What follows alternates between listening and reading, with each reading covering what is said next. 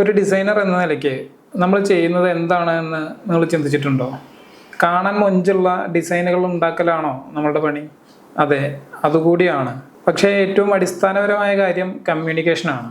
ആർക്കോ ആരോടോ എന്തോ പറയാനുണ്ട് എന്ന് ലാലേട്ടൻ പറഞ്ഞതുപോലെയല്ല. ഇവർക്ക് അവരോട് ഇന്ന കാര്യം പറയാനുണ്ട്.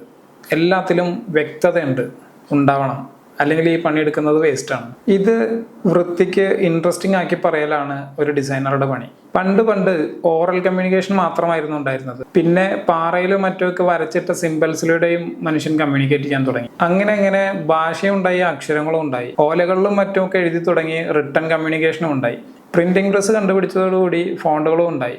ഇതാണ് ടൈപ്പോഗ്രഫിയുടെ ചരിത്രം. ഇന്ന് ഓറലും റിട്ടണും വിഷ്വലും ഓഡിയോയും എല്ലാം ഉപയോഗിച്ച് മൾട്ടിപ്പിൾ ചാനലുകളിലൂടെയാണ് കമ്മ്യൂണിക്കേഷൻ. ഇതിൽ ഡിസൈനർ എന്ന നിലയ്ക്ക് നമ്മൾ പണിയെടുക്കുന്നത് വിഷ്വൽ കമ്മ്യൂണിക്കേഷനിലാണ്. ചുരുക്കി പറയുകയാണെങ്കിൽ ചിത്രങ്ങളും ടെക്സ്റ്റുകളുമാണ് നമ്മുടെ പ്രധാനപ്പെട്ട ആയുധം.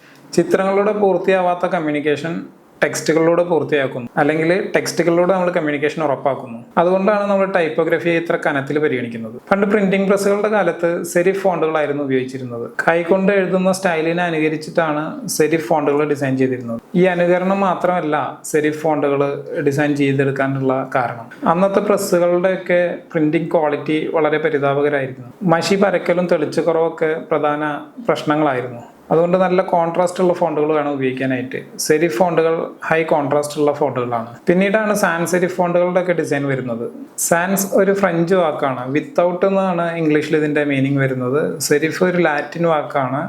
നോച്ച് എന്നൊക്കെയാണ് ഇംഗ്ലീഷിൽ ഇതിൻ്റെ മീനിങ് വരുന്നത്. അപ്പോൾ സാൻസ് സെരിഫ് എന്ന് വെച്ച് കഴിഞ്ഞാൽ നോച്ച് ഇല്ലാത്തത് എന്നാണ് അർത്ഥം വരുന്നത്. അതായത് സെരിഫ് ഫോണ്ട് എന്ന് വെച്ചാൽ ഡെക്കറേറ്റീവ് എഡ്ജസോട് കൂടിയിട്ടുള്ളതായിരിക്കും. സാൻസ് സെരിഫ് എന്ന് വെച്ചാൽ ഈ ഡെക്കറേറ്റീവ് എഡ്ജസ് ഇല്ലാത്തത്, അതായത് പ്ലെയിൻ ആയിരിക്കും ഇതിൻ്റെ ഒരു ടൈപ്പ് ഫേസ് എന്ന് പറയുന്നത്. മോൺസറാട്ട്, റോബോട്ടോ തുടങ്ങിയ ഫോണ്ടുകൾ സാൻസ് സെരിഫ് ഫോണ്ടുകൾക്ക് ഉദാഹരണമാണ്. ക്ലീൻ ആൻഡ് മോഡേൺ ലുക്ക് ആയിരിക്കും സാൻസ് സെരിഫ് ഫോണ്ടുകൾക്ക് ഉണ്ടാവുക.